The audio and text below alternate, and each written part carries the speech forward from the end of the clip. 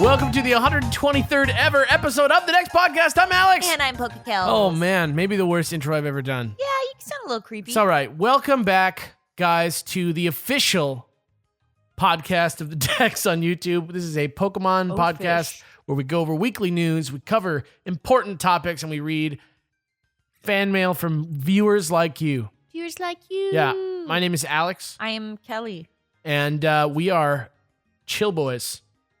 That's what we are. Yeah. If you've never seen our show on YouTube, it's like a Pokemon trivia and strategy show. Each episode's like 5 to 10 minutes, and it's just like facts and stuff, and it's a good time.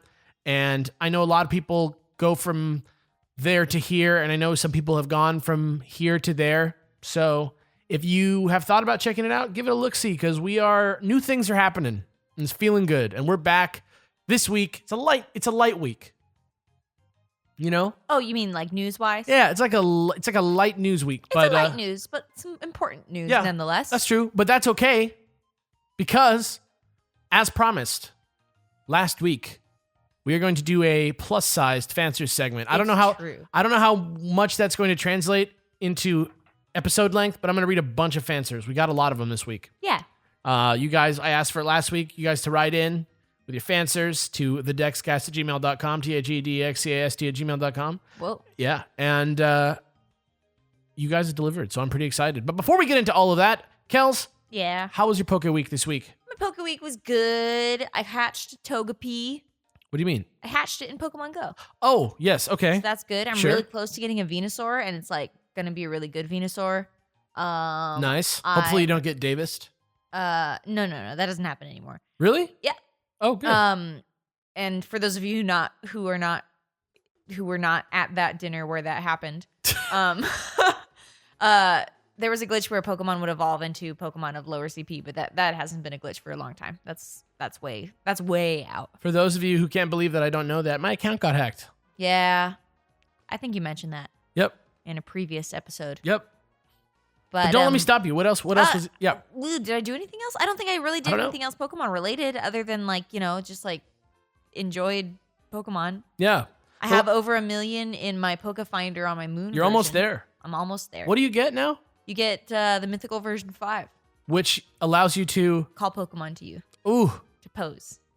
Your dream. My dream. Yeah, I'm excited. I'm gonna. What are you gonna do when you hit level 5? Like, I don't know. Probably just do a tour of all the Pokestops, or not the Pokestops, the areas that you can, the Poke Finder spots. You should start you should start like a cheeky photo blog. I know. I was thinking about doing it on Instagram. Yeah. Yeah, because you can totally save them to your SD cards. Oh yeah, absolutely. Yeah. And I have. You have done a couple of my best shots. Have you Got grabbed a really any? cute one of Porygon Z, like pointing at the camera, like "Yo." Have you grabbed any off of the DS to look No. at? They're all like on them. I actually haven't gone back and looked at the ones that I've saved. I'm really excited to do that once I'm like done with it. I wonder like Be like a how little good. photo I wonder how tour. good they look. Yeah, I wonder that too, because like in game they're like They already they're don't okay look res. amazing. Yeah, they already don't look amazing. But like Instagram isn't super high res either, right? Or I guess maybe now it's a little higher res. I think they I updated guess that it recently. depends on the photo that you upload. Yeah, I mean, I know before it wouldn't even let you like zoom in on pictures. Right. But whatever. For me, Pokemon Week has been all about Pokemon Showdown. As you guys may know, we are playing a Let's Play of Pokemon Sun, but we are also the busiest jerks in the world. And so we just like can't get this game done. We're like tens of episodes ahead of where we are in the air date, but we're trying to like finish the game before we like that's all I wanna bust do. into it. All I want to do is train up a team, you guys. I'm like dying to do it. All I want to do is figure out the story. I really want to train up a team and like start playing in like little local tournaments and things, but I just can't do it. I can't do it. I want to so damn bad, but I can't do it. So damn bad. Yeah. So hopefully over the next couple of days, we'll be like pretty close to the end of that. Cause we are coming to the end. I think we're like in the last like quarter of the game at this point. Right. Maybe. Seems like, I hope so. What? I hope so. But you're starting to feel like we're like getting to like, There's still so many questions that Are have there? not been answered. are there though? I feel like we're like we're one like big revelation away from the final showdown. Really? Maybe like I feel like we're definitely not. maybe close like enough there one yet. big revelation away from like going down into the cave of origin, quote unquote. There we go. You Maybe know? that. I think we're like pretty close to that zone. And once we're there, like how can we possibly stop? Well, no, of course not. You know what I mean? Like once we're there, we're just gonna drive ourselves through. Let's just record it right now. You're right. I have been training up my team. You know, I have been like not training up, but like narrowing down who I want on my team. Does that make sense? Yeah. And it's been weird because I just haven't even opened my Moon for like a couple days now. And pretty soon, like I pre-ordered my Switch, which we will talk about later, my Nintendo Switch. And I'm just like, I'm gonna have like another Nintendo portable. It's like weird. It's weird to think about that I'm like gonna have that Switch and I still probably won't have. Well, probably by the time I get the Switch, I'll have finished, but I'll be like just starting to train my guys out. It's crazy. Anyway. Yeah, I did a bunch of battling this week. I don't know if you guys have noticed, but on the channel, I've been doing for the Dex Versus for the past 2 weeks. I've been doing just like online battles, and it's been like really fun. So if you guys are interested in that, go check it out. I'm trying my best to like learn how to like talk while I play. It's a good skill. It's a useful skill. I was really sick when I recorded the first one. Like I was like not gonna do a video that week, so I just randomly like did that video in the morning. Just like cranked it out real quick because I was just like, ugh, I gotta put something out. Come on. And then people like liked it. So I just did another one when I wasn't sick and it felt pretty good. So maybe I'll do it a couple more weeks while we're waiting for Victory Road to start because I can't start till I finish the game. Oh. Yeah. It's all coming together. It's all coming together. It's like almost the High School Musical song. I didn't even know that you'd seen that movie. High School Musical? Yeah, you're too old for that movie. You are like 2 years younger than me. Yeah, it's not that much, right? It's a huge distance in some ways, but a huge movie. I used to work at a video store. That's true. Anyway, enough about me. Let's jump into the news. Welcome to the news, darlings.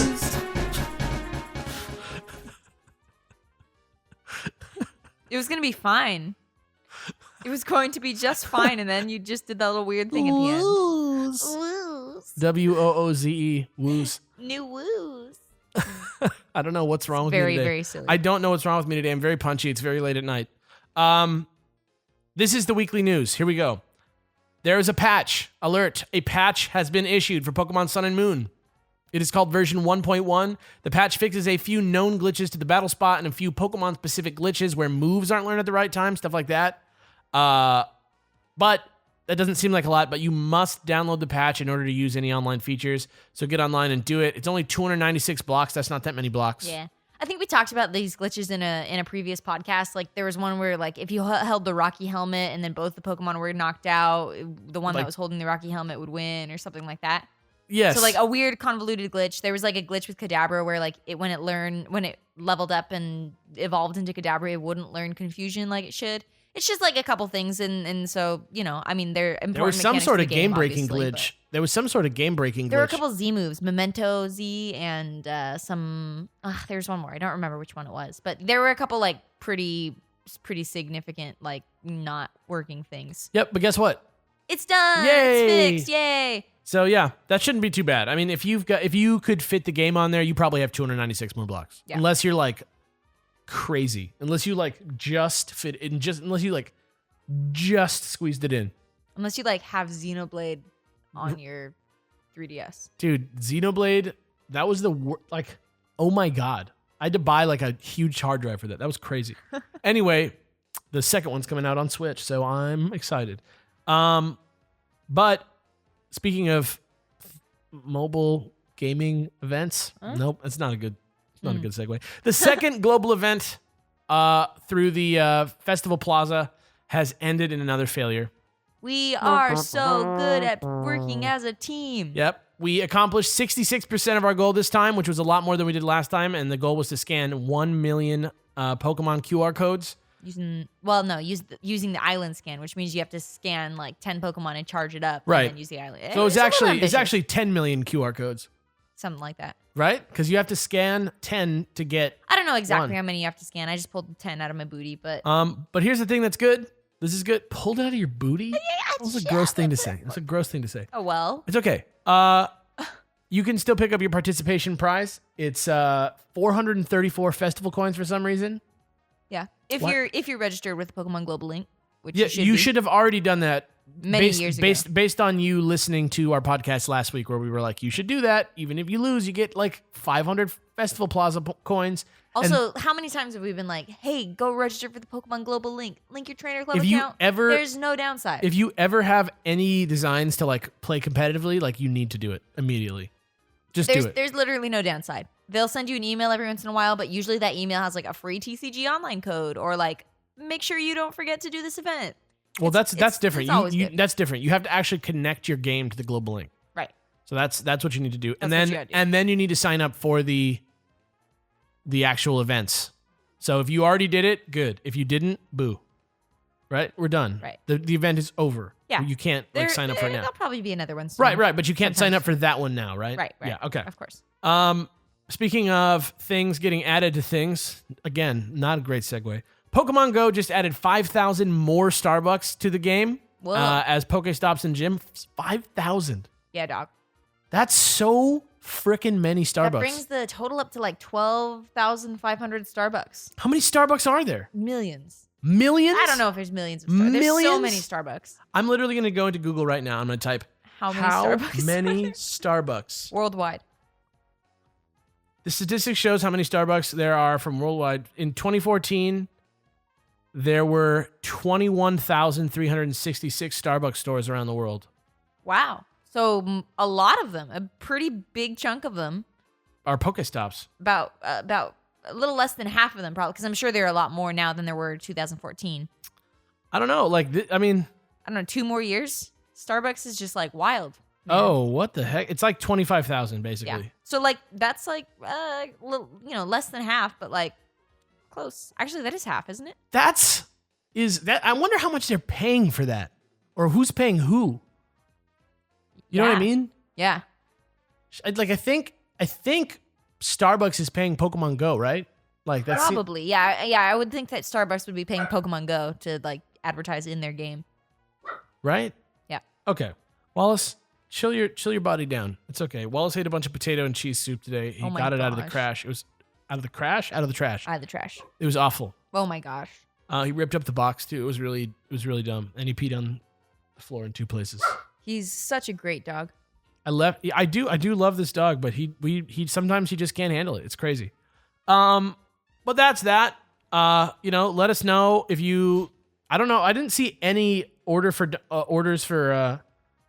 Rhydon. Oh no, I didn't either. So if you guys want to go to Starbucks and order your coffee for Rhydon, please go do it. It will make me happy to no end. Just send me a tweet of your Starbucks cup that you ordered for Rhydon. Was it Rhydon? Uh-huh. Yeah, perfect. Also, this is some actually like really big news. The Latin American Pokemon International Championships will take place April 21st through 23rd at the World Trade Center Event Center in Sao Paulo, Brazil. It's likely that there will be coverage of the event, either streamed or recorded for post-viewing. And the last international championship event will be the American International, which has not yet been announced. So that's pretty good. That's pretty chill. We are inching closer I know to a lot Worlds. I know a lot of the time, like when we used to read emails on here, one of the big problems was that like a lot of the Latin American countries were like sort of like feeling neglected by the Pokemon Company. So it's nice. I know it's still a vast distance that some people may have to travel to get to this, and that a lot of the people who are there are not actually going to be from Latin America. But I like the idea that it's there, and I like the idea that it's growing. Yeah, absolutely. Yeah. So, look out for that. We don't know exactly how it's going to be covered, but we had a great time watching the San Jose Regionals. And I've been so bad about keeping on top of that. There's just so much going on, but I'm trying to make it so that whenever something happens, we can like go hang out and watch it together in the Discord. So if you're interested in going to the Discord, go to the Discord because it's going to be tight. But really, honestly, that's like it for the news this week. It was light. It was a very light news week. I mean, there was some other stuff, obviously, in the news, like sort of like very, very like esoteric things, but it's not really worth like getting into, and we might end up getting into the territory of spoiling things for people in like the anime and such. Sure. So I think that's a good, nice, light news week for this week, because now it's time to jump into the Discussment! Yeah.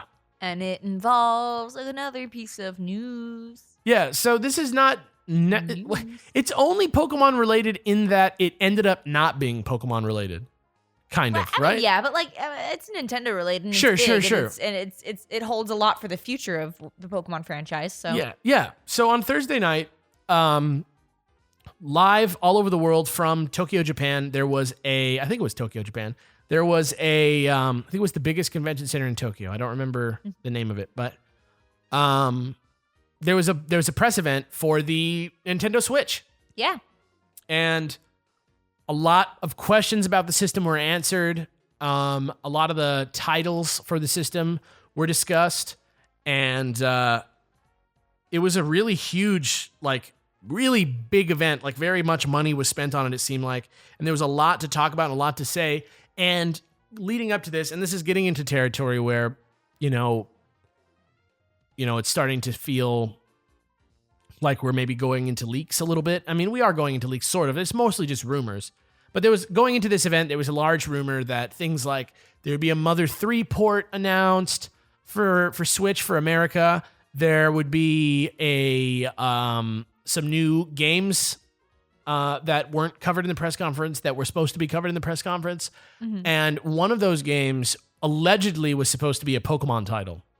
And I know that somebody at Pokemon said that there was a software title in development for the Switch in a public way, right? Right. But like that's by no means to be construed as like it was going to be released on release date with the Switch. it was just like the CEO of Pokemon Company saying like, "Oh yeah, we're developing titles for the software." Right. Like that was it. No, exactly. But it was just weird because a lot of people took it to mean that there wouldn't be a Pokemon game on the Switch, and I'm like, that's crazy. But just before we like start talking about exactly what this had to do with Pokemon and what it might have to do with Pokemon in the future, I just quickly want to just go through the event, just like in like maybe like 2 to 3 minutes, Yeah, just to like talk about it. because it was really hype. It was really really cool. Yeah, so the Switch is going to come out on March 3rd, pretty much everywhere except for a few places in Europe. Not pretty much everywhere, but in the 3 major markets. It's going to be coming out, and it's $300 American, and it's March 3rd. And it's got an internet service that you pay for, and it comes with a controller. There's no like crazy bundles. But at launch, you're going to get Zelda Breath of the Wild, which we all sort of expected, but we're like hoping wasn't going to get pushed back. Right. There was also like a Skylanders game, which I think is the last Skylanders game, and Just Dance 2017 or whatever, which like is no surprise coming out on literally every system. But there was also Super Bomberman R, which is an in-house Konami game, in-house Konami Bomberman game that looks really, really fun. And 1-2 Switch, which is kind of like Wii Sports in sort of like what role it serves, but is more of a like sort of like game where you don't actually look at the screen because the controllers were announced to have very high definition rumble. And they used sort of like this analogy that you could like feel the number of ice cubes in a glass and the water being poured into that glass if you imagine that you were holding it when you hold the controller. Right.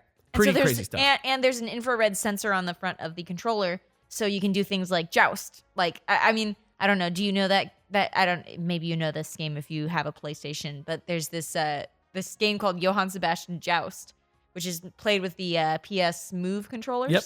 And you're supposed to like hold your controller still as possible and like try to get other people's controllers to like be knocked off balance. Yeah. It's a really fun game, and it looks like 1-2 Switch is going to be a lot of games that are more like that. They're more active, like in the living room. Motion controlled, and sort of like not really dependent on like sitting and looking at a screen. Right. It's kind of like I feel like some kind of like a hot thing that's kind of coming up is like video games that are kind of infused with board game like qualities. Yeah, so definitely. I feel like 1-2 Switch is going to be really, really about that. I already pre-ordered it. I already pre-ordered Zelda. I already pre-ordered 1-2 Switch, and I already pre-ordered a Switch. I'm a crazy person. I've never done that before like that, where I'm just like, oh my God, pre-order. Like I've stood in line and got things before, but I've never like the day it was announced, like rushed online and like went on Best Buy. Oh, Best Buy's got it. I'm doing it. Other notable games. Oh, before we go on, you were talking about the infrared sensor. It can Yeah. like see things, almost like a Kinect a little bit. Oh, right. A very light Kinect. It still has amiibo support. But one of the mini games that I saw on 1-2 Switch that was very funny was a man holding the thing up to his mouth, with the sensor pointed at his mouth, and then like chomping as fast as he can to like eat a sandwich, to pretend like That's he's really eating a funny. sandwich. Crazy. They also announced that Mario Kart 8 is going to be ported to the system, with like a bunch of new extra stuff. There's also a new version of Fast Racing, which is great. Has Been Heroes, Snipper Clips, both of which look really fun. I saw those today. Splatoon 2 Oh, yeah. is coming out this summer, and it looks a lot more like there's a lot more movement going on. Also, Arms is like this crazy new game that looks amazing, that has these like stretchy arms that's like a mix between a boxing game and a shooting game. it's so Puyo strange. Puyo vs. Tetris. Skyrim's going to be on the system. Xenoblade Chronicles 2 is crazy. Sonic Mania is coming to it. An exclusive version of Ultra Street Fighter 2 with Evil Ryu and Violent Ken, and like new mechanics. Some EA Sports games, and Super Mario Odyssey, a new like That looks proper open world really cool. hardcore Mario game that looks really amazing. Other things to note about the system are that a bunch of other games that we're excited about are coming out in the farther future, that are like a lot of the like Japanese franchises are coming out with new stuff that look really cool. Like Shin Megami Tensei is going to be on there. There's a new Fire Emblem Dynasty Warriors game. But if you don't know, the Nintendo Switch, the main reason that it applies to us, and the reason that we were talking about Pokemon being on the system, right, is that this system, the main mechanic of it, the reason it's called the Switch, is that you can play it on the couch on your TV in 1080-60 like you normally would with a console. But at any time, if you want, you can walk up, slap your control, like the two pieces of your controller onto it, and pull out the screen to be a portable gaming system. And just go. Yeah. Just go. And pretty much it's the next step. It's Nintendo's unifying their sort of like, It's like the Wii U and the 3DS did like a fusion dance, and now it's both. yeah, and it charges with USB-C, which is really great, which means it's going to be a lot easier to be portable, even though it has an equal battery life to about the first 3DS, Right, pretty right. much. 2 to 6 hours, did it say? 2.5 to 6 hours, depending on the game. And Breath of the Wild is going to give you about 3.5 hours of battery life. Gotcha. So that's where it's at. But that's not too bad. I mean, especially since we now all have portable chargers. Hey, and it comes with the charge cable, Yeah, unlike the 3DS, the new 3DS XL. that would be bonkers if it didn't come with a charge cable. But it charges through USB-C, so we can use things like our USB chargers for Pokemon Go that we all have, Yay! which is really cool. But because of that, like, this dawned on me sort of like while I was watching the trailer for the Fire Emblem Dynasty Warriors game. I was thinking that it was a regular Dynasty Warriors game as I was watching the trailer, and I was like, oh my God, it like just dawned on me, like, this is portable gaming from Nintendo now. Like, everything is going to look Yeah. incredible, right? Yeah. And There's not going to be that like quality gap between like Pokemon and a console game, because they're both both now. right. And so the popular rumor was something called Pokemon Stars, Mm-hmm. which was going to sort of be like the platinum version of Sun and Moon. is Which I what- thought was it's way too early for that. Like that's no way. I'm very certain that no matter what, they would never have announced that here at this for event. sure. But a lot of people are saying that because it wasn't announced here, it means that it wasn't a real thing. And I don't know if that's true or not. I think it's not a real thing. But what the basic concept is that it's a extended version of Sun and Moon for the Switch. And I don't know if you have been listening to our podcast intently, but a couple weeks ago we were talking about how Shofu and a lot of other YouTubers out there have figured out a way to run the game on their computer, and simply by changing a hex value in the code, just a hex value, just a number value in the code, you can change the quality of the sprites from what the resolution of the 3DS is to 1080p. You know? That seems like a clue to me. Yeah, it does. And so for me, like, you know, I don't know enough about the technology. I don't know if that's just like a sort of like part of their gaming engine that's just like doesn't really mean anything. I don't know what it means, but it does seem likely that going forward, at least, like, it would be silly if of them in a year or 2 years to put out a 3DS game version of Gen 4, for example. You know what I mean? And that's really what, to me, makes me feel like it's going to be Pokemon on the Switch sooner rather than later is that like they have to bridge the gap and bring Gen 7 to the Switch as well as the 3DS. Of course. Because the 3DS, I mean, like other than that Pikmin game and like maybe a few other things, like what the heck else is coming out for it? It's like pretty much done, right? It's been out for a long time. It's been a really good system for a while. Yeah, I mean, it came out in 2010, right? Something like that. Something like that. When did the 3DS come out? The Nintendo 3DS. I'm pretty sure it came out in 2010. I've like thoroughly enjoyed my time with it. I think it's the best system that Nintendo's ever made, short of maybe the Super Nintendo. But like it's like a close call for me. Like I'm not even really willing to say that it was better. Yeah, no, it came out in 2011 actually. But that's still that's so long ago. That's a good life for a little almost handheld. It's almost 6 years. It came out in February of 2011 and March of 2011. It'll be 6 years almost like within a couple of weeks It's like on the Switch's release. it's about as old as Wallace. Yeah. That's pretty nutty, right? Yeah. But yeah, for that reason, I've been going online, you know, and I've been seeing a lot of people who like really are like almost like in denial about it. You know, they're like, what? Pokemon's never leaving the 3DS to go onto the Switch. Are you kidding me? And I think a lot of that comes from the fact that I think people feel like I don't want to have to buy a new system to keep playing the game that I love. Sure. And in a way, you know, I sympathize. But if you think about like the other systems that there were, right? 3DS had 2 gens on it at max. DS had 3. Not even 2, really, if you think about it. Game Boy Advance had 1, and the Game Boy Color had 2. Or the Game Boy had 1, and the Game Boy Color had 1. Yeah, I mean, it's about time for them to move on to the next thing. Yeah, I feel that. And the freaking Switch is only $300. How much was the original MSRP of the 3DS? I think that it was like $289, Introductory price in the US was $249. $249. So, I mean, considering the difference in technology and the fact that this thing goes to your TV, you're paying $50 more.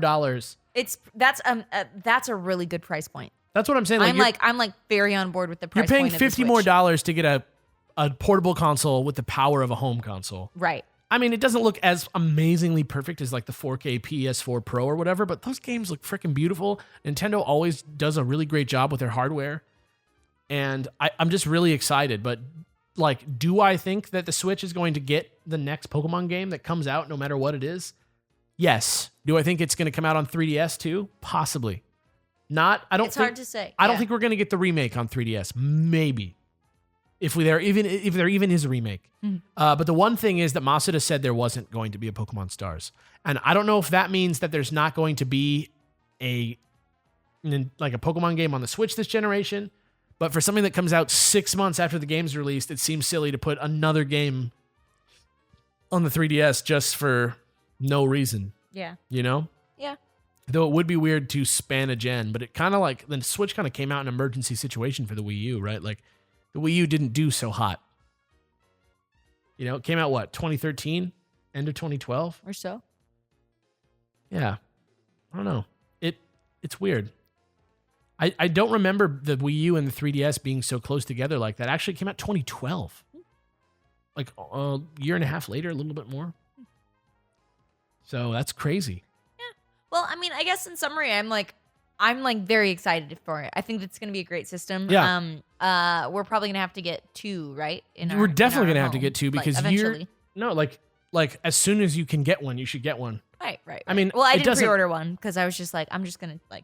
It doesn't matter. Like if you're not like champing at the bit to play Zelda, you know, like as much as I am at least, like you can probably chill on it for a little bit if you're like not dying. Because, you know, Sun and Moon still has like at least. Right. And like, I feel like the Switch is probably going to be, well, actually, I guess I don't know. Does the Switch have like multiple like profiles? On it? Yeah. So honestly, like a game like Pokemon, I would want maybe a different system than you, but a game like Zelda, I could just log in on my file. I'm gonna make do a that. child. I'm gonna make a child profile for you What? and control it via my phone like You're Bowser, like Bowser. like Bowser and Bowser Jr. Oh my gosh. But yeah, I mean, the possibilities here, right? Like the idea of it, like online play with Pokemon could be like so much more complex with something with this much more complex of an architecture. Yeah. And especially because of the networking, the local networking. Like it has no problem. It has no problem, number one, with like a like turn-based battle system online. Oh, like, sure. Like the 3DS might have, because it's just like a little. The 3DS is like old technology practically. You know what I mean? That's sort of like the Nintendo philosophy, right? Like use slightly older, cheaper technology that we like have a complete handle on and make it absolutely sing. You know what I mean? That's how Nintendo does things. But this time they kind of couldn't do that. They kind of had to like compete in a crazy new way. And while it's not specs equal, it's as cutting edge, I would say, in philosophy and design as any of these other systems will be. And it's really neat because I like the fact that Nintendo, they always just kind of like they acknowledge what's going on in the video gaming market, and they kind of like go in a new direction. Like right now, the VR stuff is all the rage, and like these systems like the PS4 Pro or whatever, they're getting so expensive, but they're so powerful. And to put out something that's just like $300 and does something like different but still so effective, and something that's going to be like looking really good and feeling really good and able to go anywhere, it's such a different thing. It's like people always say that like Nintendo doesn't really compete with Xbox and PlayStation because like it's in its own camp. Totally. Right. It's a different philosophy, and you know, a lot of times it draws like sort of like crappy sneers from the people who think that Nintendo. It's the people that think that they should be comparing them to PlayStation. Right. And But if you Xbox. look at something like Street Fighter V, okay, for example, as another sort of like niche competitive game that's not like a little bit less like, I'd say Street Fighter is more like Pokemon in status than it is like League of Legends, let's say. You know, even now, like on the PS4 and on PC, the net code for that game is booty, booty, booty, booty, rocking everywhere. It's bad. It's terrible. Like if you play far away from somebody, it's like no fun, right? That's never going to be a problem playing on a home console Pokemon game, just because of the pure simplicity of the moves. You know what I mean? Like the fan game works perfectly, other than the server not being able to hold that many people. That's not going to be a problem on a internet service that we're actually paying for this time around. Right. And also, I forgot to mention, and this is a thing that's also been a little bit divisive for people, but it could mean that we're going to get access to some PlayStation games or something, or Pokemon games or something in the future. Right now, it's only been limited to NES and Super NES, but maybe that'll change in the future. But apparently, as long as you're a paying member of the Pokemon thing, and that is, you know, comparable in price to Pokemon Plus, I would imagine, or gosh, PlayStation Plus. Okay, I'm mixing the words Pokemon and PlayStation up. Yeah. Okay. I'm totally lost. I think we might see some Pokemon games through this service that we're paying for on the Nintendo Switch, because it's similar. I imagine that it's going to be similar in price to PlayStation Plus or Xbox Live Gold. And basically what it is that every month, right now it's only NES and Super Nintendo, but I think that might change. You get to download and play a game from one of those systems onto your Switch with newly added online multiplayer. Oh, cool. Yeah. And you can play it for the month, and then at the end of the month, you get another one. So it's not like PlayStation Plus or Xbox Live Gold where you get the games to keep. But you do get to play it for a month, which is funny because they're just kind of like calling us on our BS, right? Like, they're like, yo, you download all these PlayStation Plus games, but y'all don't play them. Like, the large majority of you don't. I know there's people out there who play them, so don't like come at me with nastiness. But like a lot of like even me, like admittedly, like half the games, 3/4 of the games, 7/10 of the games that I that I download, for free, I don't play. So they're just trying to get people to spend the money on the games, which is, you know, whatever. That Nintendo really views their games as valuable, and I can't disagree with them. People don't like return Zelda to the store when they're done with it. It's freaking Zelda. You know what I mean? Right. You wouldn't turn your Pokemon game in to GameStop after it was done just because you were done playing it. You know what I mean? That's why I have my Pokemon Red cartridge. I know exactly where it is. Right. And, you know, Freedom Fighters for the PS2 is like who knows where. Yeah, I turned in my Jack Skellington adventure game for PS2. Let me ask you a question. Yeah. How much of The Nightmare Before Christmas for PS2 did you play? A good bit. Like, what do we think in hours? I think I beat it. What do we think in hours on that? Oh, I couldn't say. Do you think- it's not a very long game? Maybe like 5 hours total. Would you say you completed it? No, absolutely not. All right. But all in all, against the grain of a lot of Pokemon fans, we're very excited for Pokemon on the Switch. I'm very eager to make the transition, and as long as it's Pokebank compatible, I don't care if I have to play through the story again, because at least I will have beaten it, and I can do it in like 2 freaking days. Yeah, dog. You know what I mean? Yeah, dog. When Omega Ruby came out, I like busted through that in like 26 hours of like real life time somehow. Like I just like Well, got now it we've and gone just through the played. spectrum. We've gone through like beating it too fast, and now we've gone through beating it too slow. We It's know true. the drawbacks and the perks of each. It's true. So what? So final word on the Nintendo Switch for me at least is I gotta have it immediately. It's coming out in 6 weeks. I couldn't be more excited to be like have a copy reserved for myself. I think I've already paid for it. I'm feeling really good. Pokemon, I want it, but I'm very much down to buy this system before Pokemon. I don't know about you. Yeah, I guess my final word is that like, oh yeah, I think it's gonna be a great thing. I'm really excited. I'm really positive about it. I don't have one pre-ordered. I'll probably get it like within the first couple weeks that it's out, If it's available. if it's available. Yeah, but I'm not like. What's bugged the if real it what's the won't be. real big game that you're like? Mine is obviously Breath of the Wild, but I'm also like very into Bomberman and 1-2 Switch. But I like those are more like, oh, those are gonna be really fun to play with people more than they are with Zelda, where I'm like, I will transcend time and space to be with you. I don't know. I think the thing that would make me like buy one immediately is if there was something Pokemon related that came out. But until then, I'm just like, yeah, I'll probably get one. You know, I will definitely get one I'll eventually. get one eventually, I and hear then you. like that could be kickstarted to get like faster. I mean, not literally kickstarted on Kickstarter.com, but like it Right. could be. I get it what could you're- be. It could potentially go faster if something is released that I'm like, oh, I get what you're saying. I like get it. I'm already playing Skyrim again, so like Skyrim is not a huge draw for me because like hopefully I'll be done with it soon Right. again. I hear you. So, you know, Great. just chilling on it. But I think with that vibed out conversation, I think we're done with the discussment. I think so. So let's just move right into it. If you guys have some thoughts on the Switch, be they negative or positive, as long as you remain respectful and composed and nice, please send an email in to thedexcast@gmail.com. That's THEDEXCAST@gmail.com. And we're going to read Them We're going to read them. We're going to read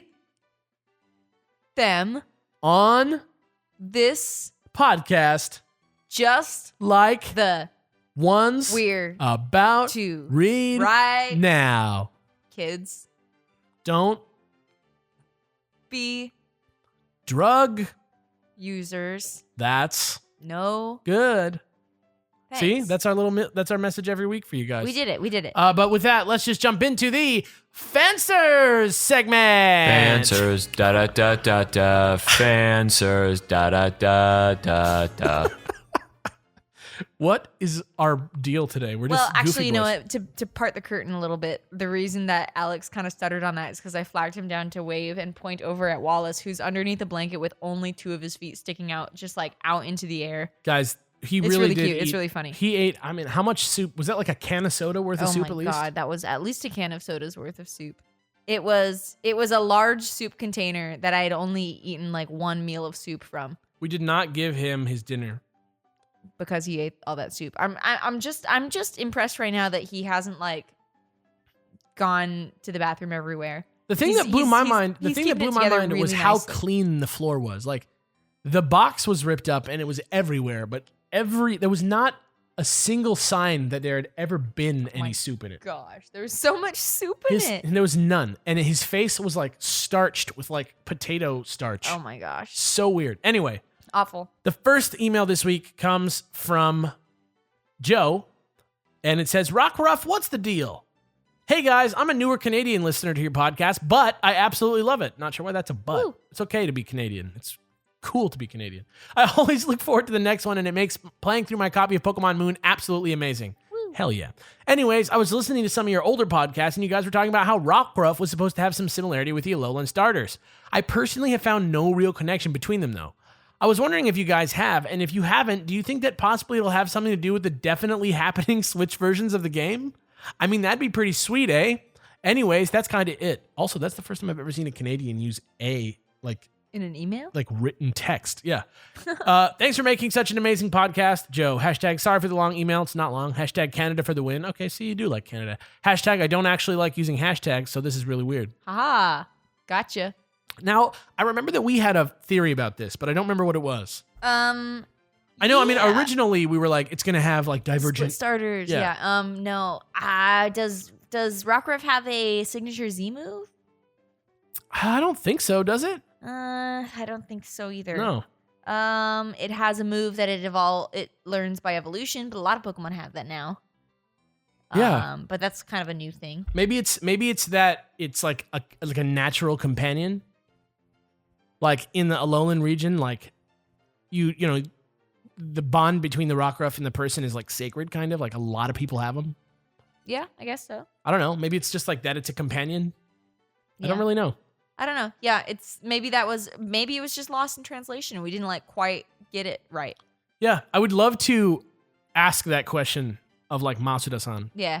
But yeah, I don't really know what it is. And I couldn't tell you. I would be very interested if there was a Switch version, though. If they added something for the Switch version, though, I will say this: Switch would be the perfect like pun name word thing to introduce Divergent Evolutions of the starters. Just saying. Yeah. Just saying. If Yeah. that was like the new thing that they were like rocking in that game, it's like also Decidueye could turn into fat weeaboo bird with a katana. That would be awesome. I'd be into that. I would be into that. I would hope that it would be like a little bit more in depth of a design. Weeaboo. Oh my god. I win. Oh. I should name all the Pokemon. Weeaboo. Out. Weeaboo. All right. Anyway, thank you for that email, Joe. Awful. This next one, this one comes from photographer Andrew. Still feeling the sound hype? Dear Pokekels and Alex, I've been loving the Sun and Moon playthrough so far and wanted to take a moment to recognize what makes yours so unique. Out of all the players out there on YouTube, no one else makes the time for the Pokefinder that Kels does. Yes. Seeing your reactions to Pokemon in their natural environments and snapping the best moments has really made me love a feature I didn't think twice about in the previews. Here's my real question though. During the XY previews, with all the talk of a mystery new type, sound was a common guess. Once it became clear that the new type was Fairy, a lot of that died down, but you rekindled the sound type sound hype during the Yveltal video. Jokes about tuning forks aside, did you ever discuss what your sound type wish list might be? Is there a type you want to bring justice against, or a hole in the meta to be filled? Hopefully you can spare a few random thoughts on the matter. Hashtag sorry for the email, photographer Andrew. We were looking up like type resistances and stuff not yesterday, like a couple days ago, maybe a week ago. I really like I got my super effective down and stuff like that, but my like what type resists what types is like crazy to me. I think we need another thing that'll take steel out. Yeah. Something else that's like at least like pretty good against steel. Well, we've got fire, we got fighting, and we got ground. You know, honestly, I think like a lot of cool dual types really do make up for a lot of those like weaknesses and types. But maybe dark too. Yeah. Dark could use But a actually, little you know bit. what I was gonna say about it was that like in the new balanced meta for Sun and Moon, sound as a property of moves works a lot better than it does as a type. Yeah. Like, you know, getting around substitutes and stuff like that is very important, especially for Pokemon like Celesteela, dealing with things like that. And, you know, what's it called? Primarina has this sort of like hidden ability that's, I forget what it's called, like Liquid Voice or something like that. Right. And it turns all its sound moves into a different type. And I like Which is great. That's a really cool thing. yeah, and I love that idea. Incineroar has a move called Throat Chop, where he like stops you from being able to make sound moves, like Snarl, for example. Like is like can like weaken your special attack on your team, and like you know, smacking that Arcanine in the throat is like a really crazy idea. It's really cool. I think that sound as a property doesn't get enough credit from the community. I think it's starting to though, actually, with That's what I'm saying. you Like know, I think so the new much, meta is like making it a lot more appealing. Yeah. And it's really cool what kind of things sound can do. But as far as like adding a new type at this point, like I feel like I don't have enough I'm not well versed enough in all of the little nuances of types to like know what would fit together with them. I feel like we're really settling into a good. I feel like we're really settling into a good little like zone though. Mhm. Like Yeah, I kind of agree with you. like other than a few things, like I'm very flummoxed still by Muck, for example. I like don't know what the hell I'm supposed to do to like easily beat it or threaten it even. But maybe it's just gotten into my head at this point. Because his typing is just so rude. Oh yeah, His typing is Poison just so Dart. rude. Yeah. I love Muck. I've been using Muck. But yeah, those are our thoughts on the sound hype. I still very much have sound hype, but I don't think we really like need anything more from it at this point. I think it really like has grown a bit. Yeah, So that's cool. And thank you for that email. absolutely. This next one is from Hayden, the first Licky Licky themed email on this podcast. Dear Kels, Alex, Pupboy Wallace, and maybe Jimmy. So on the last podcast, there was a decent amount of talk about Gen 4. One of my favorite things to come out of this gen, and my favorite Pokemon, is Licky Licky. I know it really isn't the most popular Pokemon and is usually referred to as an ugly mess or a failed evolution of Lickitung, but I've always had a decent liking to the Pokemon.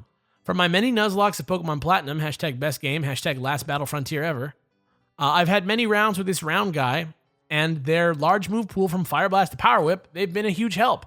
My favorite memory of using this guy was winning a local doubles tournament with my Belly Drum Explosion Licky Licky. Nobody expected it, but it somehow worked.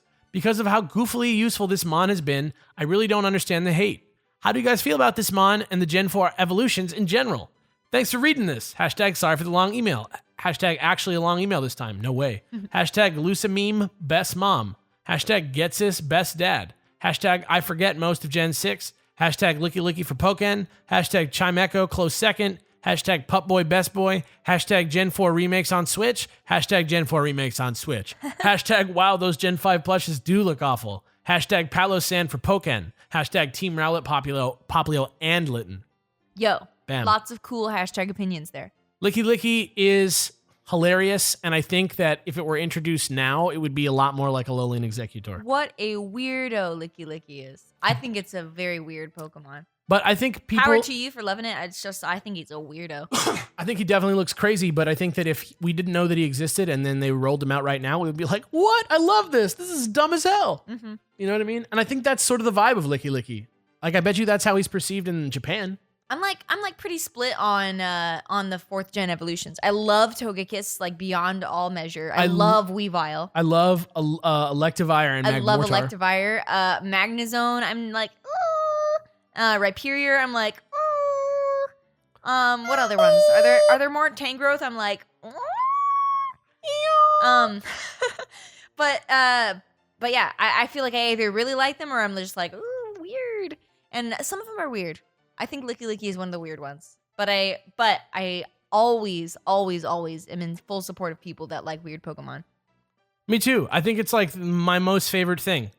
People who are like really into a Pokemon. Like the one person that is so stoked that Luminion is in Alola. It's why we love youngster Joey, even though he's the most annoying guy there is. Exactly. Yeah. Because he just loves his Rattata. He just honestly loves it, you know? Yeah. It's tight. It's great. Yep. Good job, Tight. Joey. Tight. Anyway, this next one's from Chef Logan. Thank you for that email. This one is Alolan Cuisine. Hey, Dex Podcast. Chef Logan here. I wanted to bring up something you guys just barely missed in your Let's Play when you visited the Akala Island Thrifty Mega Mart. Our mouths watered when we saw the Crab Roller instant noodles, our tongues sizzled at the red hot tomato chips, and our stomachs growled at the idea of fresh fillets from the local waters, but there was one dish you overlooked. At the lower right end of the store, there is a red ice box that has one of what I thought the most interesting dishes in the Pokemon world. Slowpoke Tail! Peppered Slowpoke Tail salad, Slowpoke Tail quiche, even Slowpoke Tail sandwiches. My mind and my stomach rumbled at the possibilities of such dishes. The reason I bring it up is due to the fact that until now it seemed pretty taboo to partake in Slowpoke Tail. Yeah. But it would seem that in the Alola region it ain't even a thing. They are even protected Slowpoke at a beach on Ula Ula Island. I would assume to keep hungry peeps from causing any harm for that tasty tail. Anyway, tell me what you guys think and what your favorite berry is. Mine's Lum. No hashtags, just good vibes. You guys keep being great and give Wallace, a pet and a Pokebean for me. Except not today because he had way too much potato soup. Okay. So the one thing about Slowpoke Tail that's like kind of important to note is that in the Pokedex for Sun and Moon. I forget which one it is that it actually says this in, but it explains, or more like clarifies, that Slowpoke's tail falls off naturally and grows back naturally.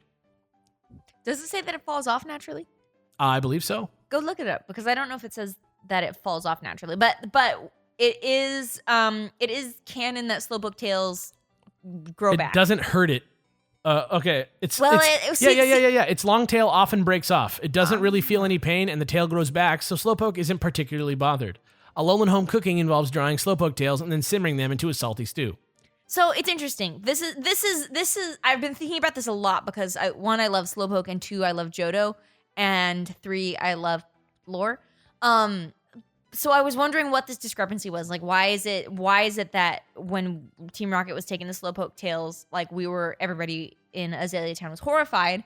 And I think I know what the reason is. And that reason is because like in Alola, first of all, there's a big cultural difference. But second of all, in Johto, Slowpoke specifically are sacred to Azalea Town because they ended the drought that was like 400 years ago. Right. And so because they're tied to the story of like Slowpoke's ended this drought in this town and saved the town, I imagine that's why Slowpoke are more sacred in Azalea Town. Like, perhaps if it was happening in Olivine City, it wouldn't have been such like a scandal. But because this is a town where like the Slowpoke live there, the Slowpoke just like live in the town. People like pass by them on their way to do whatever. It seems like a lot of wild Pokemon just inhabit Azalea Town, which is why I love it. I think that's why it was such a crime for them and the people there to have the Slowpokes having their tails stolen. Sure. That's my justification in my mind for it. Sure. Just like some countries eating animals that we never. I was gonna say in Japan they eat. I mean, they don't eat it as much as they do in a lot of the other more like Central Asian countries. Mm-hmm. They eat horse. And like I know people in America eat horse too. I know it's not like totally crazy to eat horse, but like I feel like in America, in a lot of places in America, just because of the role that horses played in our country being made and like becoming what it is today, eating horses seems it's like eating a dog almost, Right. And then of course there are countries that dogs are eaten, and there are countries that like, guinea pigs are eaten, and there are countries that things that like us Americans are like, no, that's a pet. They're like, no, that's food in other countries. But the fact that on top of that, the Slowpoke tails fall off naturally, or at least with normal wear and tear, like sort of like makes it easier to stomach. Though there's not really anything like this in real life, and it seems very gross to eat like a dry, salty tail that fell off an animal. That seems like eating like dead flesh to me. But also, this has been retconned a little bit because when I was researching the Slow Bro episode for the episode that we put out pretty recently, the thing that I found odd was that it's the reason Slowpoke is not supposed to feel pain is because of the shelter that bites it and the shelter's toxins, and so it doesn't say anything about Slowpoke not having feeling before it's bitten by the shelter, and the only reason that they work so well together is because the shelter like numbs the Slowpoke. Yeah. And so it's weird to me. I can't. Well, that's why it's weird for me to imagine it breaking off and like eating it. Right. It's conflicting. It's kind of conflicting tales in the Pokedex entries, which like I imagine after 20 years, like yes, there would be some contradictions, but I just kind of wish I knew like the final answer on that because to my knowledge, the reason that they get the numbness to the pain is because of the shelter. Yeah. But I will say this also, just from a more cultural standpoint, that oxtail stew is a very like islandy thing to eat in real life, like in places like Hawaii and Jamaica. And it's freaking delicious, even though it's basically just eating like ox butthole. It's like it's not ox butthole. It's like the tail muscle. It's like the booty muscle. Like right on the tail there, that little like round muscle. Very succulent, salty, delicious stew. It's really good. We could go have some even if you want. Like right now? I mean, not right this moment. It's pretty late, but like tomorrow, if you want to have some, I'll get you some. Cool. Yeah, it's tasty. And I think that's more what it is. It's a very like traditional Hawaiian dish, and I think they just sort of included that, and they were like, oh, it might be weird if we like bring up this animal rights issue, so they probably just worked that in there, even though it's it's still so gross to me that they just fall off and they're like, oh, nice, I'm going to eat this. But yeah, you know how it is. What's good? Thank you for that email because I've really been wanting to talk to someone about that. Oh my God. Okay. Well, thank you for that email. I appreciate that. This next one is from Jacob. All Pokemon and gens, including 5. First email to the Dex. Woo! Hello, Dexcast, maybe Jimmy, and Pupboy Wallace. My question is, what gen do any of you have the most dislike for in terms of either story, overall vibe, or any reason you can think of at the moment? Also from last week, does Gen 5 really get hate? For me, I don't really have any dislike for any gen in a true fashion. I was put off with Gen 5's EXP system changing the amounts of EXP based on level, i.e. level 4, that normally would give 32 experience, only give 10 experience because your Pokemon is level 20 or so. I don't think there's anything wrong with the system, just something not my style. Even so, Gen 5 is the most fun in a Pokemon game my brother and I have ever had because we beat the game together over the weekend it came out. My brother beat the Elite Four and N before me but lost to Getsis, and later I beat Getsis before him. It was a race to the end that was neck and neck, and it was great. My brother also found a shiny Tympole before even his first badge. I was so jealous at the time. I thought later, though later on my brother lost his game at a theater, he was so heartbroken he stopped playing Pokemon for a while. Damn. Oh. Until Omega Ruby and Alpha Sapphire came out, did he finally touch a Pokemon game again. Recently, I bought another Pokemon Black to replace the one he lost for Christmas. He was so ecstatic. Hashtag maybe long email. No, not a long email. Hashtag thanks. Is there a gen that you have? What's the gen you have the most dislike for? Gen 3. Gen 3, really? Yeah. I think you know, Gen 5 for me. I love the Pokemon in Gen 3, and I think it's a good aesthetic, but it's the biggest problem that I have with it is that there's like after Lily Cove City, there's like the really kind of just slow part that is really just hard for me to get through. And I don't know, it just like, it's not interesting to me. You got to fly a bunch of places, and I feel like the story gets like really like Sure. kind of crunched in there. Sure. And that's just a personal preference for me. I know that that's like, you know, not like a commonly held criticism of the game, but I just feel like the middle of that game is really slow, and it makes me not want to continue to play it Right. when I'm playing it. For me, like, I think Gen 5, it's not that it gets hate so much as it like, just sort of like, unless you like really love it, you like probably don't care about it that much. There's like people who like, there's people who like really love Gen 5, and then there's people who are just like, yeah, Gen 5's Gen 5. I like it. You know? I did think too. it's a good one. I really thought that like the idea of Black 2 and White 2 was really cool, and I thought that Black 2 and White 2 was a really beautiful sort of like riff on Black and White. Yeah. But I think I have the least enthusiasm for it, let's say. But I don't like, it's the same as what he's saying. I don't really have like dislike for it. I had a great time with it, but I think in general, at least for me, in my perception of people like my age who I play Pokemon with, you know, in the South Bay of California, like I feel like Gen 5 is sort of like, people are like, yeah, Gen 5, but like I like the other ones more. You know, that's just me. But yeah, Gen 3 is the other one that people don't really seem to like that much. Which is weird But because some people like love it.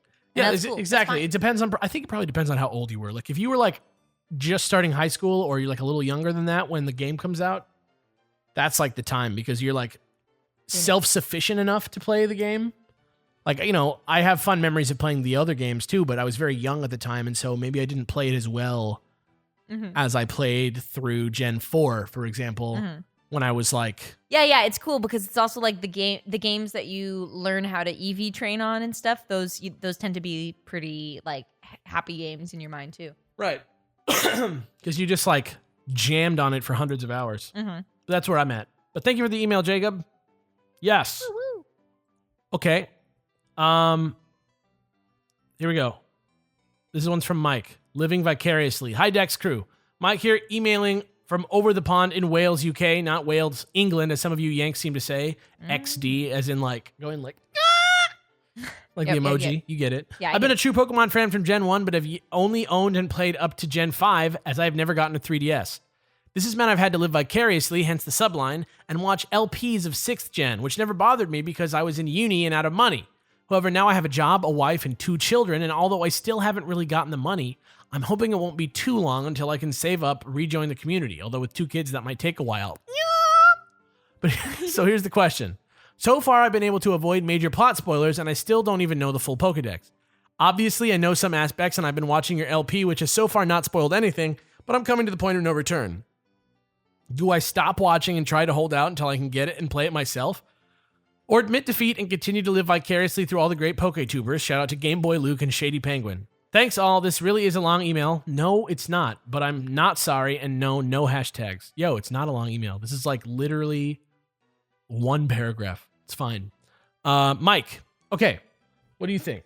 I can't make that decision for you, Mike. At this point, for me, honestly, I think it's like a torturous hell to try and avoid spoilers this far Right. into a game's life cycle. It's gonna be super fun if you play it, but at this point, like, I mean, it's up to you. I like learning like the game story for myself. I miraculously have been like avoiding as much as I possibly can, but I really just like want to finish playing it. The longer it's you wait, torturous. the longer Yeah. you wait, the more bitter you will get. Yes. And So- it is truly torturous. And I mean, I don't know what kind of gamer you are. I don't know what draws you to the Pokemon franchise, but for me, it's all about the battling anyway, and I just want to get through it. And as much as and engaging and as beautiful as the world and the stories of Alola, that's really what's driving me the most towards wanting to get through the game, is because I want to like sink my teeth into it. Mm-hmm. And I love the story, but like I wouldn't mind just watching somebody else play it at Yeah. this point. You know what I Yeah, mean? I feel I'm totally still opposite. because I'm still like finding it out in like cinematic fashion. You know what I mean? And if you're like, I don't have the money to buy a 3DS, like don't think about that. Right. You know what I mean? Or just wait for the Switch, brother. You know what I'm saying? It's coming out in like 6 weeks, and you're gonna get a Pokemon game on there eventually. So that's how I feel. But obviously, it's up to you. Like, if you're more about the story, like maybe you want to like experience that story for yourself. You know what I mean? Because I will say, the story in Gen 7 is like by far and away the best one. It's very cool. At least it's the best told for sure. Yeah. You know? Yeah. So that's me. That's me. That's how I feel. Thank you for that email. All right. This next one is from Officer Rodriguez. Mimikyu's potentially real identity. Hi, Dexcast. Yes, that includes Jimmy and that pup boy Wallace. Jimmy's in Hawaii, you guys, just so you know. Officer Rodriguez here with an interesting tidbit I heard and have been pondering on regarding Mimikyu's look. But before that, let me just say that I love you guys and your work here and in other things. Okay, so in the Pokedex, it says that its true appearance is horrifying, that even a scholar died from it. What if Mimikyu was a nod to OG Pokemon? So as we all know, there's a few episodes of Pokemon that aren't favorable to the franchise. One of the most famous ones is the Porygon episode. For those not in the know, that episode had an unfortunate effect on its viewers. Porygon made its only major anime appearance in episode 38, where two specimens created by Dr. Akibahara appeared, one of which was stolen by Team Rocket, the other was borrowed by Ash. Both were left behind at Dr. Akihabara's house. Dr. Akihabara's house at the end of the episode. This episode caused more than 600 children in Japan to be transferred to hospitals by ambulance because of seizure-like symptoms they reported due to a flashing strobe effect, and was therefore banned and never aired again anywhere in the world. Bulbapedia. I want to add to that asterisk, that probably didn't happen exactly the way that we think it did. Right. Check our episode on Porygon. It was mass mob hysteria. But nonetheless, and this is just me talking right now, Alex, the host of this show, how you doing? Nonetheless, that is the legend. He's accurate about what the legend is. Right. But I'm going to move into it. That being said, what if Mimikyu was the Porygon from that episode, but like metaphorically so ugly that people can't see it? It could totally be the nod to the photosensitive epilepsy it created, and the fact that photosensitive epilepsy doesn't kill, but can, only the scholar said, and the Pokédex died. No other confirmed deaths have been reported. It would also explain two things. One, why it uses Pikachu as a disguise to appeal to the audience that fears it, since they both came out in the same episode. But even though it was actually Pikachu's lightning effects that caused the epilepsy, it was demonized and never really seen again. Two, why Mimikyu hates Pikachu in the show. Hashtag dat spite though. Worth a thought at least. I thought it was really cool. With Gen 7 having so many Easter eggs, I wouldn't put it past them for them to have slid this one in. Coincidentally, it's why I love this gen so much. Throwbacks for days. Anywho, that's my mind food for the day. Keep on keeping on, y'all. Hashtag Team Incineroar. Hashtag I'm glad it's getting an episode. Hashtag it's literally Pokemon Zangief. Hashtag its Z-move might as well be a super attack. Hashtag not sorry for email. Hashtag lengthy subjective. Hashtag but like reading and writing is fun. Hashtag y'all are tight. Hashtag see you at Evo. P.S. What's your favorite Z move that you've seen thus far? I've been watching your Let's Play eagerly, and I have to say, it's super fun to watch. Mine's redacted. Hashtag no spoilies. Ooh. I like Extreme Evo Boost. Yeah? Yeah. I like the Primarium Z one. Ah, yeah. I think Oceanic that's- operetta. Yeah, I think that's the dopest one in my book. It's very cool. I love this theory. Yeah, it's a cool theory. It's fun. This sounds like just the type of thing that I would like riff on in a segment on the decks. You know what I mean? Like, definitely no way to prove this, yes or no, unless like I had like unrestricted access to like whoever designed the Pokemon. But like that's how I like to think about Pokemon, and I hope that you had as much fun writing it as I did reading it. I didn't know that Pikachu in the Sun and Moon anime hates, or Mimikyu hates Pikachu. That's really funny. I'm excited about seeing that. You have got to you've got to watch the last bit of the XYZ anime so you can start watching. I only it. have a couple episodes. I think it's all out now. Yeah, maybe I'll do that. I'm not sure though. I don't know. Don't I'll do it. hold me to that. Maybe I will. All right, but hey, yo. I don't know what that sound was. He just did the Later Man Shaka. I did the Later Man Shaka. That's true. That was a visual thing. Yeah. Okay. Here we go. This one's from Gavender. Thank you for that last email. This one's called HM Irony. Hi, Dexcast. I think everyone can agree that HMs were a major pain in the oot. I just bleeped myself. You either had to have an HM slave in your party or teach mediocre moves to your Pokemon. If you taught your Pokemon an HM move, it would be stuck with that move until you found the move deleter, which could have been tolerable if it was available earlier. He was in Fuchsia City, Blackthorn City, Lilycove City, Canalave City, Mistralton City, and Dendemil City, Dendemil Town, all accessible late into the game. Blackthorn City is even the last city you visit. Yep. So I think it's incredibly ironic that in the games that finally got rid of HMs, the move deleter is available in Hau'oli City, the first city you visit, not counting Iki Town. He's finally available as early as possible, but now he's no longer needed. That emoji with, it's like a colon, but then a slash, so it looks like he's going like, yeah, that one. I know those feels. From Gavender, hashtag greetings from Iceland, hashtag Team Oh, Poplio, hashtag Blackthorn City of all places, hashtag comfy, hashtag Oricorio, hashtag Rabambi. I like where your head's at with the Pokemon, for Yeah. sure.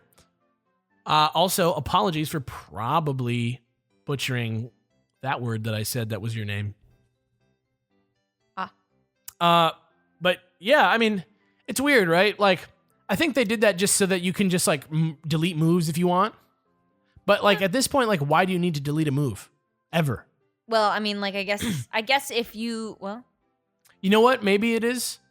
Well, no, because if you import a Pokemon that has HM Surf taught to it into Sun and Moon, you're just going to be able to write get rid over of it. Yeah. Yeah, I don't Yeah. know what the point of the deleter is now.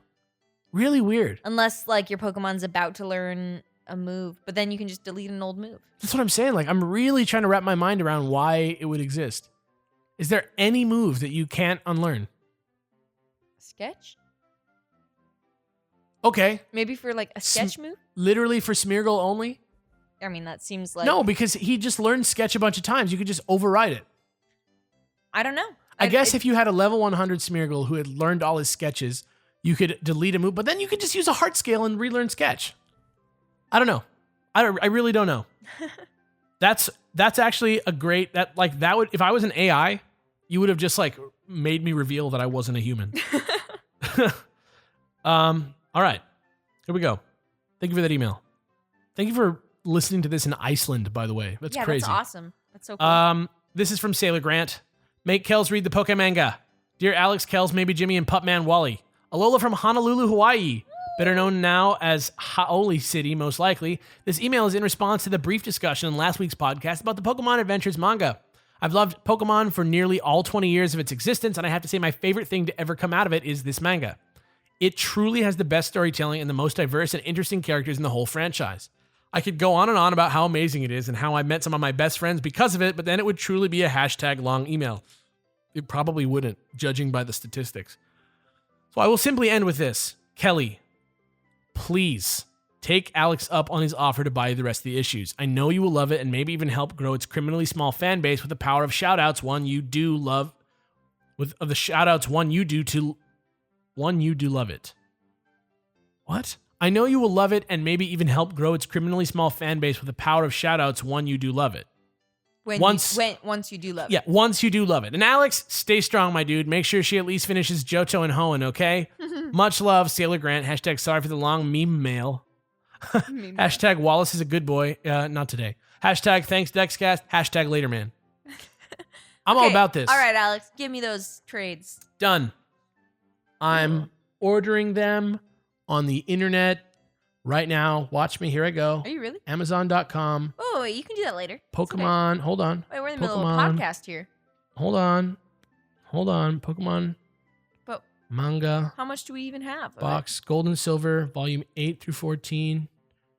All right. Add to cart. Are you serious? Hold on. Hold on. What if you ordered them on like Prime Now and it came While we were doing while this. we were recording this Hold on. podcast? All right, hold on. They're not on Prime now. No way there's like 10, 15, 20-year-old Pokemon manga on Pokemon Prime now. Everything's just called Pokemon for me today. I don't know Yep. what it is. Pokemon Prime Now.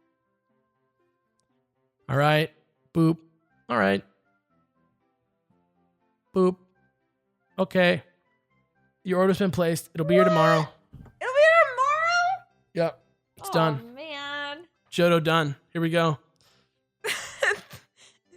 Wait, who wrote this email? This is Sailor Grant. Sailor Grant. You Thank did it. You. You did it.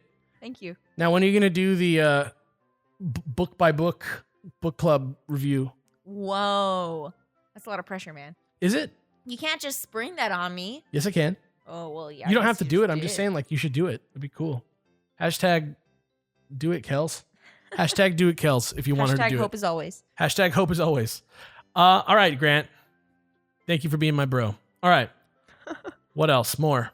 Here we go. More like, thank you for being my bro. You just got me some like free trades. Yeah, man. Free-ish. Free-ish. I will come back for you. All right.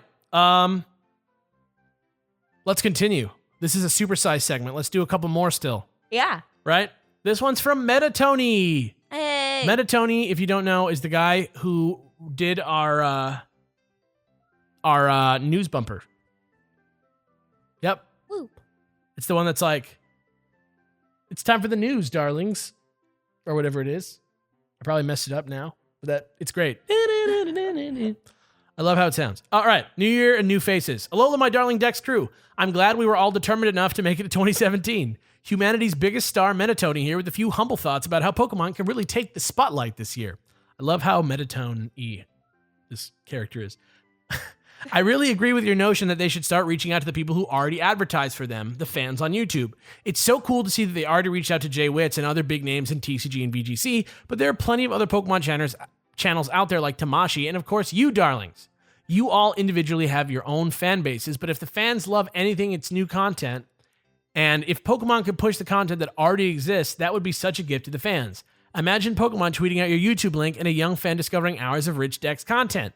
I truly hope they can recognize and are able to act on the variable talent goldmine they have. Just a quick VGC update as well. I've been having a lot of luck with Choice Scarf Vanillix with Snow Warning. Its Blizzard is so much more powerful than Ninetales, it's unreal. Also a Pokemon to rival my own beauty, Serena. Who needs coverage with an attack stat like that, darling?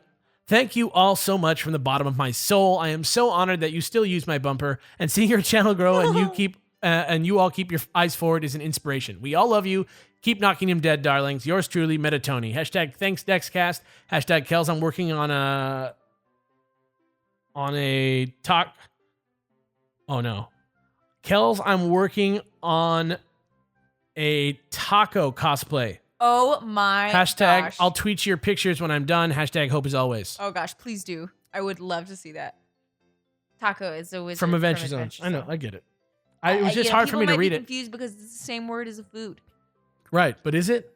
No, not exactly. Right. All right. Thank you, Metatony. Love hearing from you, and thanks again for the bumper. Yes. That was a really nice email. Thank you yeah, so it much. was a nice email. I thoroughly enjoyed it. All right, a couple more. Actually, that one has a bunch of spoilers in it. Hold on. Here we go. This one is from what? Champion Armand. Ah. Third time's the charm and the best nickname ever. Hashtag clickbait. Hello, Knight, Alex, Rogue, Jimmy, and Tactician Kelly, because she is the only smart one, Lel Wrecked. Ally guest, hopefully Man JTV Pokevids. Please try to get him on the podcast. He's a very cool Pokemon YouTuber. And William Wallace. It is me, Champion Armand, the guy whose emails are never read because they are too long. All joking aside, how are you guys? Hope your days are going well. Mine is going all right. My day's going good. Mine's good. Yeah. To add on to the discussment, Alex, please read like you were about to go into the segment and hopefully add the discussment singer hashtag edit my stuff of episode 101. I think, though, it is not important to the Sun and Moon story. Pokemon Sun and Moon does reference alchemy. That reference is Alolan, Grimer, and Muck's hidden ability. Their ability is the power of alchemy. This ability copies the ability of an ally that faints. But the surprising part is that in other languages, the name of the ability usually has chemical in it. Now, what does this mean? Not only that, the name of the ability in French means osmosis. What could this mean? I'll leave that to you because this email probably took precious years out of your life. Hashtag Laterman.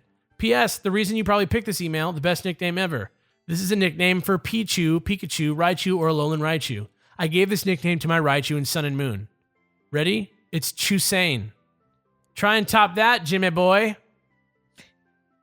Chusane. Chusane. PPS. Could you get Gerard and or Brett on the podcast again? I loved it when they came on, and I hope they come back on. Yes, Brett will be on the podcast very soon. PPPS. Random hashtag you wish you remembered. Hashtag Flyman. Great. I have no idea. PPPS. If you don't read this on air, could you please respond back? Guess what? It's on air. We're live, baby. We're live. All right. But yo, that's interesting. What do you think? What do you think that means? I wish I had like the emails in front of me so that I could get like a quick overview, because sometimes the hashtags get me like confused and I forget what the subject Power of the email is alchemy. about. Okay, yeah. Power of alchemy, and then osmosis, and then chemicals. Well, let's see here. And the thing that, I think it's called osmosis or something akin to that, because to my knowledge, the ability when your ally gets knocked out, you take their ability, right? Yeah, like say like you go out with Torkoal Mm-hmm. and Torkoal goes down. Mm-hmm. Muck gets drought. Torkoal's ability. Yeah, Muck would get drought. Right. And so I feel like that's probably why osmosis, because osmosis is like the passing of water between molecules or whatever, the passing of water molecules between membranes. Right. And then as far as like, chemistry, like that's a pretty like chemical process. And then I guess like the English version, Power of Alchemy, is I don't know. Can I give you a grosser thought? Yeah, give it. So Muck in Sun and Moon, right? It's like whole thing is that it like doesn't smell bad because it like eats chemicals and like turns it into beauty and stuff. Mm. Right? But like say you died. Okay. Isn't alchemy all about like you like consume something and like gain its powers? Isn't that like part of alchemy? Yeah. Well, sort of. Like you like sort of like fuse stuff together to create new things kind Sure, of things. yeah, And like yeah. you like gain the properties of both in like a weird, like almost magic way. Mm-hmm. Like that's kind of like maybe like it's like eating the body and like absorbing its ability and like they're kind of like disposing of it in a way. Like in Like the Muck way is like, wow. It like glomps the fainted Pokemon, and then like it is like in a really gross, like oozy, nasty, like decaying version that would of be Mega something Man. for like the gritty reboot Pokemon Dark anime, Pokemon Dark anime, just a 20-minute episode of Muck like eating a dead Ponyta. Oh my god. Flash fire. a big wet dead Raticate. Ugh, stop. So Ew. gross. All right. I don't know, but that's where my head is at. Well, that's nasty. Not all the time, just right now. This next one is from I'm going to just say it's from Do. Sound good? All right. All right. Silly Pokemon traditions. Hey there, Dexcast, Kales, Alex, Jimmy, my boy Wallace. Now that Sun and Moon is out and everyone is having a great time, I can't help but feel excited and it's really excited and nostalgic. I have this thing where I just have to carry all my starters with me to the newest game, so I'm psyched for when Bank comes out for it. It's like I'm keeping all my pals through the years with me and I'm about to take them to an island paradise. It's so silly, I know. It has to be the same starter that was in my previous game as well. I can't breed new ones. It's just wrong. They have terrible stats, terrible natures, and I love them. I don't use them for any real battling, but they're my babies, Do you guys have any weird, oddly specific traditions when you start up a new gen game? Hashtag thanks for being so neato. Hashtag hey Wallace, how's your day going? Not great. I ate a bunch of potato soup. Hashtag obligatory sorry for the long email. Not long. Hashtag loving the Let's Play Go Bubs. Woo, Bubs. I have one.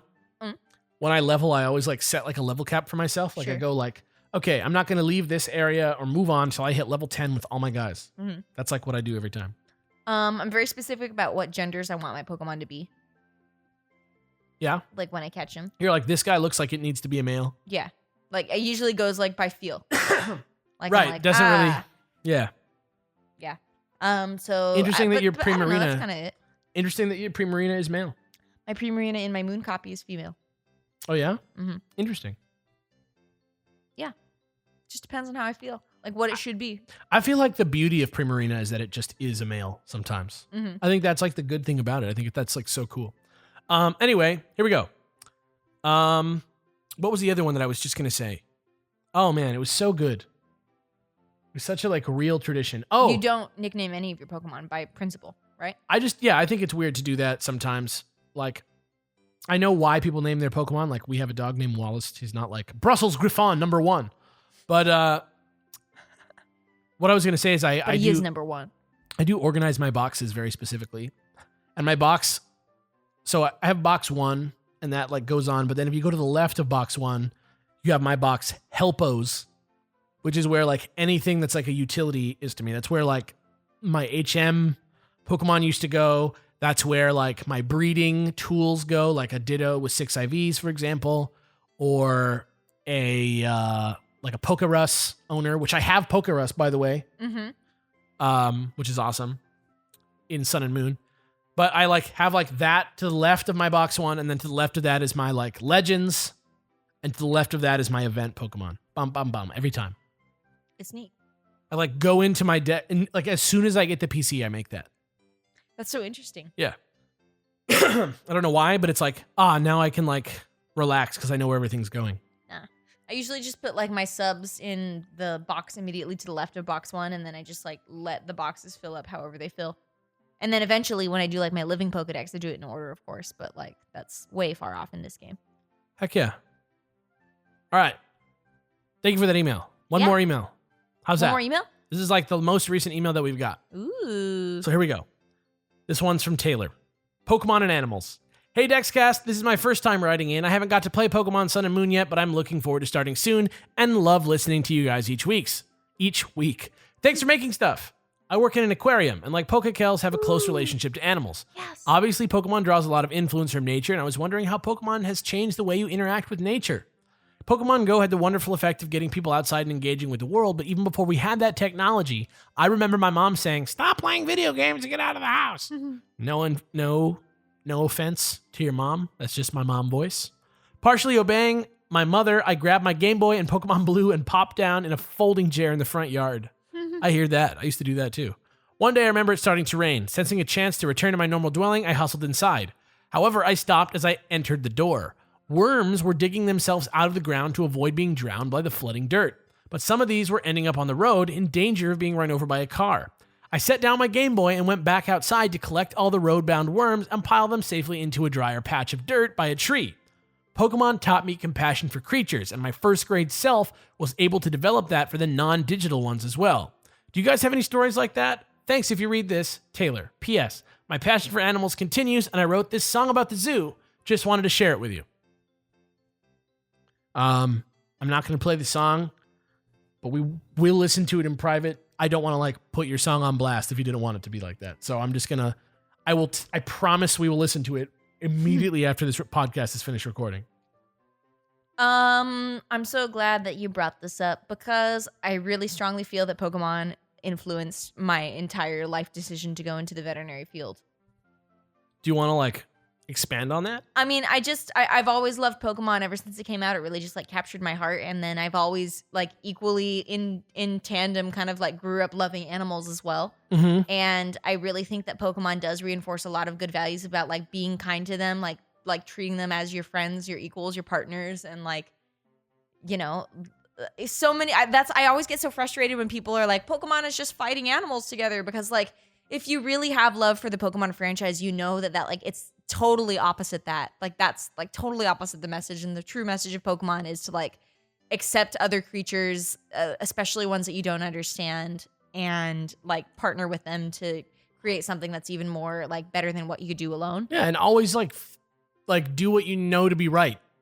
Right. like, And so, and I think I really, really, truly do believe that Pokemon just like fostered a love of like learning about animals and learning about creatures and stuff for me. Because it's really a game focused on collecting data about the creatures that you encounter, which is something that you can easily do in the real world. So like I definitely remember playing Pokemon and then going outside and like playing like quote Pokemon and like going down to the creek near my house and being like, oh, here's a frog. What would this frog's Pokedex entrance be? I found this little frog. What do I learn about it? And I think that like was totally influential in me deciding to pursue like animal medicine. Because there's so many parallels to it and it just works. And it's just cool. So I agree with you on that. heck yeah. I mean, this is like the stuff that like when Masuda's like going to bed at night, he like pulls one of these types of stories out of his drawer and like reads it and just like, and just like, I mean, like that's how Ken Sugimori like came up with the concept of the game, was being outside with nature and animals and like finding animals and being like, well, what is this thing? You know, collecting bugs, like watching them, observing them, seeing how they moved and reacted, and then like he made Pokemon out of that. yeah. And in turn, that inspires other kids to like reverse engineer that. It's funny how similar that story is to Miyamoto's Zelda thing, right? Yeah. Just like, I feel like it's a really important thing in the life of a person to like go out and have experiences because of how inspirational they can be to you. And I think beyond even like animal relationships, I think that's really like a important part about life to remember. Even though there's so much stuff keeping us indoors and in whatever world we want to be in, like, you know, we belong to a certain world. Like we are supposed to be on the earth and this planet and like going outside and like being a part of it and like getting a little hurt and like seeing what's up and like making mistakes and exploring and stuff. That's what really keeps you healthy and happy. Sure. Yeah. You know, even me, like I'm like not even in shape and I like make sure I go outside and do something crazy at least like once or twice a week, you know, like even though I'm like, you know, at my computer constantly like doing work, I always just like go outside. Like I even love just like walking Wallace and like letting him like do funny things and like, you know, walking a little extra far today or something like that, or like going a new way so that like me and him get to like go experience a new path, you know, or whatever. That stuff is so cool. But anyway, that's it for today. If you guys want to add in your thoughts about anything that we've read about today, or you want to talk about the Switch or about anything, a new Alolan form, a new Mega form, whatever you want to include, write that into thedexcast@gmail.com. That's THEDEXCAST@gmail.com. We will read them live on the air in a random order or something next week. Thank you so much for listening. My name is Alex. And I am Pokekells. And guys, this has been the Dex Podcast. Thank you for listening, and we'll see you next week. Bye. Bye.